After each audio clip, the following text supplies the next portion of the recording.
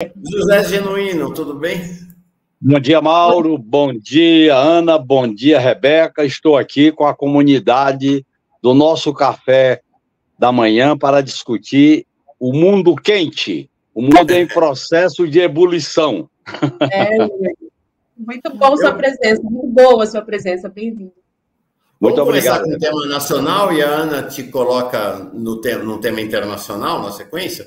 Essa questão, bom, a questão da Lava Jato, né? Essa punição finalmente a Gabriela Hartz, aos desembargadores, hoje o julgamento no CNJ. Você acha que o país entra em outro momento? Eu acho que é um fato muito importante, Mauro. Eu digo para você que ontem à noite eu me senti com a alma lavada, porque o que esses falsos reformadores, o que esses falsos líderes, o que esses juízes e promotores prepararam para o país, não é só a quantidade de emprego, 4 milhões de desemprego, as empresas quebradas, a criminalização da política, as 10 medidas anticorrupção, todo o espetáculo que fizeram em Curitiba, com o aval da grande mídia, eles são responsáveis por matar pessoas. O reitor da Universidade de Santa Catarina, a companheira Marisa, várias pessoas foram afetadas. Eles não tiveram noção de ferir direitos humanos, a soberania nacional. E os acordos que fizeram com os Estados Unidos. Finalmente, um relatório bem feito, corajoso, competente do ministro Luiz Salomão coloca as coisas em pratos limpos. Espero que o Conselho Nacional de Justiça aprove esse relatório, porque esses heróis, esses falsos heróis, têm que pagar o que fizeram com o país. Ô Mauro, eles são responsáveis pelo Lula não ter sido candidato em 2018. Eles tiraram o direito do povo brasileiro de votar no Lula. Eles mantiveram as medidas de encarceramento do Lula. Esses falsos heróis que foram embalados e censados pela grande mídia, está na hora deles serem julgados e está na hora da mídia fazer uma meia-culpa. A mídia não cobra tanta autocrítica. Eles devem uma autocrítica ao país, um pedido de desculpa pelo mal que causaram. O Brasil entrou nesses 4 anos nos 6 anos, 2 anos do golpe, nos 4 anos do inelegível Bolsonaro, em grande parte pelo papel desempenhado pelo lava-jatismo, que, na verdade, Mauro, nasceu com um mensalão. Eu espero que este relatório coloque elementos para uma reforma no Poder Judiciário. Nós somos privilegiados pelas oportunidades que surgem. O 8 de janeiro nos deu uma grande oportunidade para reformar as Forças Armadas. O governo está deixando passar. A crise da segurança pública está dando uma grande oportunidade para a gente mexer na segurança pública, que é um pilar do reacionarismo brasileiro. E agora, o relatório do Luiz Salomão está dando uma oportunidade para a gente fazer um debate político sério sobre o sistema de justiça, porque não foi qualquer coisa, Mauro. Foram milhões, foram compromissos com a soberania jogados na lata do lixo. Tudo isso acontecia, calaram a boca de muita gente, causaram medo, causaram temor. Isso tem que ser bem avaliado, porque eu fiquei aliviado. Ver o ministro fazer um relatório daquele porte, indicando concretamente os crimes, inclusive a possibilidade de ir para a esfera criminal, eu acho que quem passou pelo que nós passamos é alentador ver essa oportunidade. Agora, ela não pode ficar só no relatório e não pode ficar só na punição dos 3 desembargadores. Ô Mauro, aquele TRF4 aprontava o que queria. Aquele presidente do tribunal TRF4, ele era interlocutor, inclusive das forças militares que se articulavam com a Lava Jato para fazer aquele golpe furtivo, né? Aquele golpe por dentro do golpe, por dentro da ordem.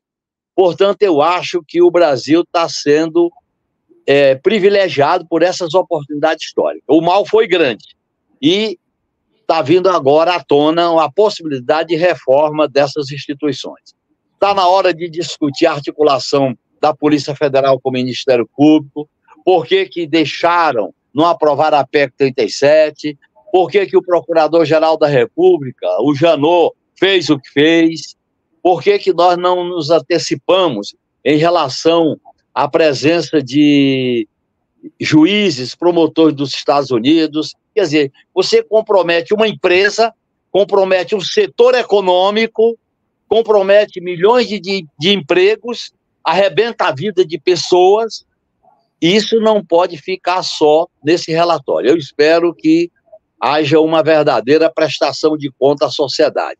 E eu repito, Mauro, você é da área, Ana e Rebeca, essa grande mídia que transformou o juiz da terceira vara em herói, eu nem vou citar o nome dele, tem que chegar agora e pedir desculpa. Não adianta ficar fazendo esse discurso, mas tinha corrupção, mas teve dinheiro, mas teve isso, aquilo, outro, para justificar o que fizeram com o país, com as pessoas, com o Lula, com o PT, com a esquerda em geral. Isso tem tudo a ver com o que está acontecendo hoje, mano. A defensiva da esquerda, a maioria conservadora e de direita no Congresso Nacional. Esse processo não fica assim isolado nos anos de 2016, 2017, 2018, 2019, até o dia 23. E é bom deixar claro que esse processo veio à tona com o acaso, né? O hacker, a operação Spoofing, tudo isso veio à tona, não foi uma construção que detonou, foram os acasos que botaram à luz e agora está sendo tomando medidas corretas. E eu insisto, é um momento especial para a gente encarar publicamente e politicamente como o Poder Judiciário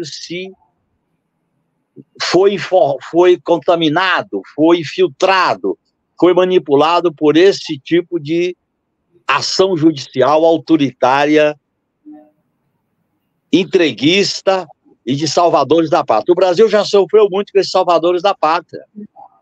O Getúlio Vargas sabe disso, o João Goulart sabe disso, né? Até o Juscelino sabe disso. Eu acho que é importante a gente levar muito em conta esse processo que arrebentou com o país e com as pessoas do chamada 13ª Vara de Curitiba. Rebeca. Tem uma pergunta da comunidade neste sentido, né, que você trouxe da imprensa e gostaria que você discorresse também sobre isso. O Fernandão, ele diz, Genuíno, você acredita que o CNJ vai punir essa gente? Porque a Globo está partindo para cima do CNJ. Vai prevalecer o corporativismo e o temor à Globo? Ele pergunta. Olha, eu acho muito difícil o CNJ não punir essa gente. Primeiro porque o relatório é do Luiz Salomão e ele tem um bom trânsito nos tribunais de Brasília. Primeira coisa. Segundo, é um relatório muito consistente pelo conhecimento que eu tive em primeira mão. Terceiro, tive esse conhecimento ontem. Terceiro, eu acho que o CNJ já demonstrou em alguns momentos decisões importantes, como a que restabeleceu os direitos do juiz Apio, né? Como acompanhou todo esse processo, até impõe investigação. O que eu duvido, e chamo a atenção, é como o Conselho Nacional do Ministério Público vai se comportar diante das irregularidades de procuradores, porque o Conselho Nacional do Ministério Público é corporativismo, é uma coisa fechada em si mesmo, nunca fez uma investigação consistente. Você sabe que há 3 anos atrás, houve um debate importante de como aperfeiçoar o Conselho Nacional do Ministério Público para o controle externo. E houve uma gritaria, houve uma violenta crítica da mídia aberta para não mexer no Conselho Nacional do Ministério Público. Isso aí é um bunker corporativo. Aí eu tenho dúvida. Por isso que eu já chamo a atenção. Agora, vai punir os juízes e não vai punir os procuradores? Como é que fica? Então, eu acho que a gente tem que estar atento. Eu acho que a pressão vai ser importante, porque, veja bem, Rebeca, como é que o Conselho Nacional de Justiça não vai punir diante do relatório do ministro do STJ? Como é que não vai punir se 2 ministros do Supremo, no caso o Lewandowski e o Toffoli, foram peças importantes para a produção dessa investigação do Luiz Salomão, do ministro Luiz Salomão? Portanto, é uma, vamos dizer assim, uma saia muito justa para o Conselho Nacional de Justiça. Eu acredito que ele vai aprovar. Talvez peça vista para segurar um pouco, talvez para ganhar um pouco de tempo, e eu acho que a pressão tem que continuar. Nós estamos tendo uma chance, Mauro, Rebeca e Ana, de fazer uma pressão política sobre o Poder Judiciário, O que aconteceu na Lava Jato não foi uma coisa qualquer, não foi uma operaçãozinha, não foi um errozinho, não foi um enganozinho, foi uma estratégia global golpista que ameaçou a soberania, quase arrebentou a democracia, porque facilitou a eleição do inelegível Bolsonaro, e criaram os falsos heróis que posavam para fotos em restaurantes, em comemorações, e levaram o país a esse buraco que está metido e nós estamos tentando tirar ele do buraco. Se fosse nos Estados Unidos, já estavam na cadeia faz tempo. Mas o Genuíno se trouxe essa dimensão importante. Eles atentaram contra a democracia, impedindo que o Lula saísse candidato em 2018. Eles atentaram contra a soberania nacional, fazendo um acordo com os Estados Unidos, traindo os interesses do Brasil. Eles atentaram contra as empresas brasileiras, causaram prejuízos sem tamanho à Petrobras. E o Brasil estava, naquele momento, com as suas empreiteiras, suas construtoras, suas empresas de infraestrutura se lançando... Os estaleiros, né, Mauro? Os estaleiros. E eles violentaram, Mauro, eles violentaram mortalmente os direitos humanos. Lembre-se das 13 medidas de combate à corrupção do ministro, desse procurador. Eles feriram os direitos humanos, que são cláusulas pétreas da Constituição de 88. Eu falei mais cedo de 100 mil empregos? Mentira. Mentira, não, incorreto. O Diese fez um estudo em 2021 dizendo que a Lava Jato foi responsável por conta da destruição de todo esse setor de infraestrutura do país. Gente, tinha empresa brasileira ganhando concorrência em Miami, disputando com as empresas dos Estados Unidos. E foram a estimativa do Diese num estudo a partir de um pedido da CUT. 4 milhões de pessoas desempregadas. 4 milhões de pessoas desempregadas. Agora, quem é que devolve? E para completar, meter a mão na grana, né? Tentaram meter a mão em 2,5 bilhões. Então, agora, eu acho, Mauro, vai ser o maior exemplo de hipocrisia e farisaísmo da história da República Brasileira. Em nome do combate à corrupção, queriam criar um fundo de bilhões, alguns falam em 2, outros falam em 3 bilhões, para financiar a ação deles no combate à corrupção. E entram na vida política, como deputado, como senador, e ajuda a eleger o inelegível Bolsonaro. Veja bem, é um bando de aventureiros que não tem noção do que estavam fazendo. A gente tem que fazer uma crítica dura, ampla, porque não foi qualquer coisa que aconteceu no país. A gente estava num caminho, tinha erros, tinha falhas, mas estava num caminho. Isso foi interrompido. Foi mais ou menos, Mauro, guardado as devidas proporções, o que representou o golpe de 64. O Brasil estava num caminho, houve uma interrupção, e aí nós passamos 21 anos de ditadura militar.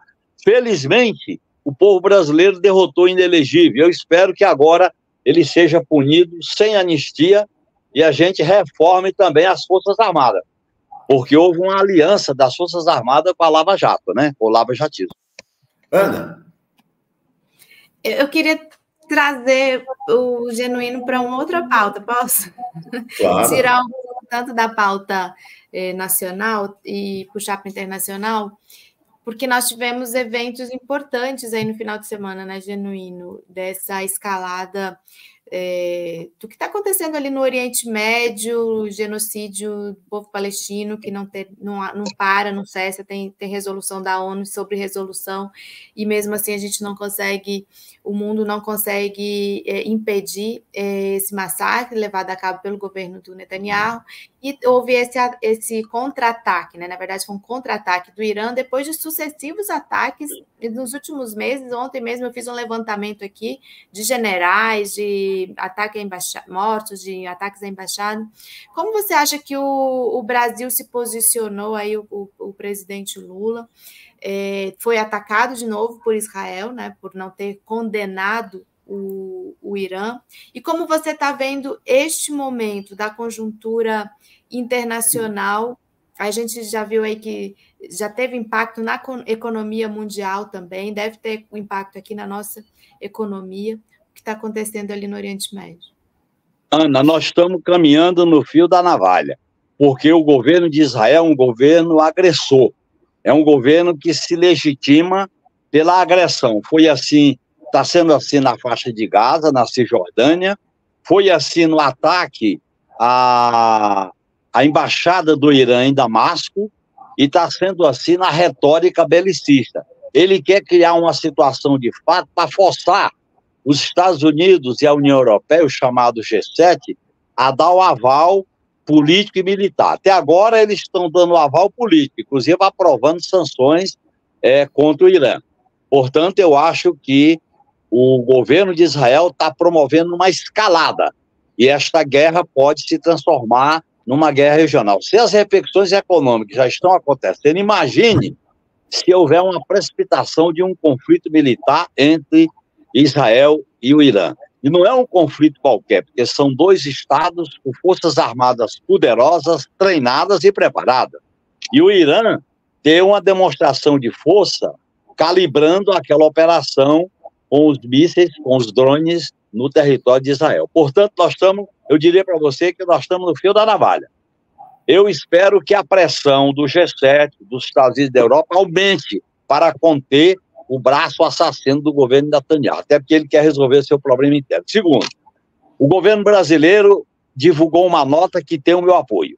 E não é por acaso que ele está sofrendo uma pressão de segmentos entreguistas, de segmentos da mídia corporativa, para que eu colocar em situação defensiva o Mauro Vieira, o chanceler, e o próprio governo, querendo uma submissão do governo brasileiro à política dos Estados Unidos e à política de Israel. Nós não podemos aceitar isso. Eu acho que a nota foi calibrada. A nota foi calibrada e ela deve ficar nos termos em que foi divulgada. E o Brasil tem que agora insistir nas negociações políticas para buscar uma saída, sem deixar de colocar o que acontece na faixa de Gaza no centro. Porque nós não podemos ficar discutindo o possível conflito a provável conflito entre o Irã e Israel, entre Israel e Irã, e deixar o massacre ocorrer na faixa de Gaza, na Cisjordânia. Nós temos que colocar esse problema, porque o governo de Israel estava numa postura de defensiva por causa das denúncias contra os palestinos. Ele busca desviar o assunto com o ataque à embaixada do Irã em Damasco, e agora ele quer centrar o debate no conflito com o Irã, e aí vai fazendo o trabalho de massacre, o trabalho genocida na faixa de Gaza, porque o grande objetivo do Estado, do governo de Israel, do Estado dirigido pelo Netanyahu, é exatamente ocupar aquela região, eliminar os direitos à soberania do povo palestino, eliminar a autodeterminação do povo palestino, ampliar geopoliticamente a presença na faixa de Gaza de maneira definitiva e na Cisjordânia. Portanto, nós temos que ficar atentos, particularmente a esquerda, não deixar de colocar no debate a situação do que acontece na faixa de Gaza e na Cisjordânia. E, ao mesmo tempo, chamar a atenção, inclusive com alguns governos árabes que têm uma postura neutra, de centro, para pressionar com qualquer medida, com qualquer política, porque um conflito vai afetar o mundo inteiro, né? Você sabe que um conflito entre o Israel e o Irã, pode ter consequências graves para a economia. Começa com o preço do petróleo. Você vê já o dólar subiu, a bolsa cai. É uma instabilidade, porque no mundo multipolar, essa instabilidade é concreta. E por último, Ana, eu acho que está ficando claro uma coisa. O nosso governo, o governo brasileiro, tem que associar cada vez mais a política externa com a política interna. E nós que defendemos o governo, temos que defender a posição do governo brasileiro e não aceitar recuo na nota divulgada no domingo à noite. Perfeito. José Genuíno, tua presença aqui é fundamental.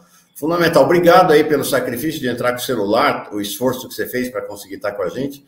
Foi bem importante mesmo. Um abração. Você sabe que vale a pena, Mauro. Com você, com a Rebeca, com a Ana, com a comunidade, a gente se sente bem para falar de assuntos que são fundamentais para a gente compreender. Nunca foi tão importante a gente compreender o mundo. Para mudar o mundo e o Brasil, nós temos que compreender o que está em jogo. E eu acho que é necessário para a gente se livrar desse pensamento único de uma mídia fundamentalista, maniqueísta, que quer passar para o Brasil a versão dos Estados Unidos e a versão do governo de Israel. Um abraço muito grande. Um abração. Um abraço genuíno para você.